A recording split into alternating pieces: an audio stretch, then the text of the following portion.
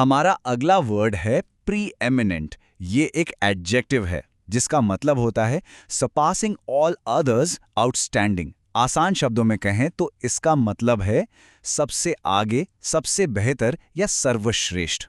सोच के देखिए, जब कोई इंसान या कोई चीज अपने फील्ड में बिल्कुल टॉप पर हो और उनके जैसा कोई और हो ही ना, तब हम प्री एमिनेंट वर्ड का यूज करते हैं।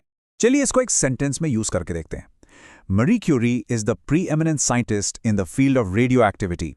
तो इसका मतलब ये हुआ कि मरी क्यूरी रेडियो एक्टिविटी के फील्ड में सबसे आगे और सबसे इंपॉर्टेंट साइंटिस्ट हैं। उनका काम इतना कमाल का था कि उन्होंने उन्हें पूरी दुनिया में सबसे बेस्ट बना दिया। एक और एग्जाम्पल देखते हैं, ठीक है। The university is pre eminent in the study of international law. यहाँ पर प्री एमिनेंट वर्ड ये दिखा रहा है कि ये यूनिवर्सिटी इंटरनेशनल लॉ की पढ़ाई के लिए दुनिया में सबसे बेहतरीन मानी जाती है। मतलब इसका लेवल और रेपुटेशन दोनों ही टॉप नॉच हैं। अच्छा, इसे एक और तरह से भी यूज कर सकते हैं। सुनिए, he is the country's preeminent expert on economic policy. इसका साफ मतलब है कि वो इंसान देश में इकोनॉमिक पॉलिसी यानी आर्थिक नीति के मामले में सबसे बड़े और जाने माने एक्सपर्ट हैं।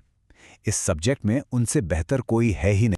पता है, ये वर्ड अक्सर न्यूज और फॉर्मल राइटिंग में किसी चीज की इंपॉर्टेंस दिखाने के लिए यूज होता है। जैसे द न्यूयॉर्क टाइम्स का ये कोट देखिए, Harvard university is often cited as the preeminent institution of higher learning in the world. इसका मतलब है कि द न्यूयॉर्क टाइम्स जैसा बड़ा न्यूज सोर्स भी हार्वर्ड यूनिवर्सिटी को दुनिया में हायर लर्निंग का सबसे बेहतरीन संस्थान मानता है।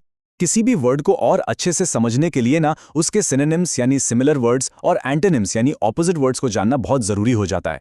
तो प्री एमिनेंट के सिनोनिम्स हैं लीडिंग, सुप्रीम, फॉरमोस्ट और अनसरपास्ड, जिनका मतलब भी सबसे आगे या सबसे बेहतर ही होता है। और इसके एंटोनिम्स यानी उल्टे शब्द हैं इन्फीरियर, ऑर्डिनरी, सेकेंडरी और अननोन।